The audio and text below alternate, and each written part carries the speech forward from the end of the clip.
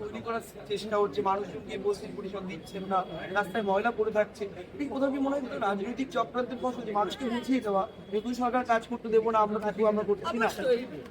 যে সরকার 15 বছর ধরে বিজেপির প্রতিনিধিদের জনপ্রতিনিধিদের ডাকে প্রশাসনিক বৈঠকে ডাকা হয়নি, কোনো উৎসবে নিমন্ত্রণ আমন্ত্রণ জানানো হয়নি, তারা যে আমাদের সরকার আসার পর তারা কোঅপারেট করলো, এটা তো ভাবাই অন্যায়, ভাবাই উচিত নয়। আমরা ভাবছি আমরা যাতে ফার্স্ট পজিশনে পড়ি, আমাদের আধিকারিকরা যাতে ফার্স্ট পজিশনে পড়ে, আমরা যাতে অথই জলে পড়ে যাই। সামনে আর কদিন বাদে বর্ষাকাল, এমনি 15 বছর দেখেছেন তারা কি কাজ করেছেন, কিরকম জল জমেছে।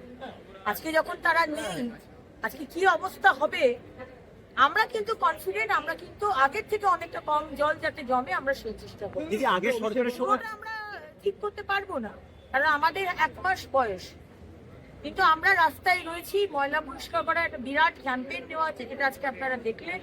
মাননীয় প্রধানমন্ত্রী আসছেন 20 তারিখে, তার আগে একটা ম্যাসিভ ক্যাম্পেইন, এবং আমরা চাই যে বাংলার সাধারণ মানুষ সবাই রাস্তায় নামুন, বাড়ির ময়লা wet waste dry waste segregate করে দিন এবং রাস্তায় ময়লা ফেলবেন না। 1 সেপ্টেম্বর থেকে আমি কিন্তু ফাইন ছাড়ব। শেষ একটা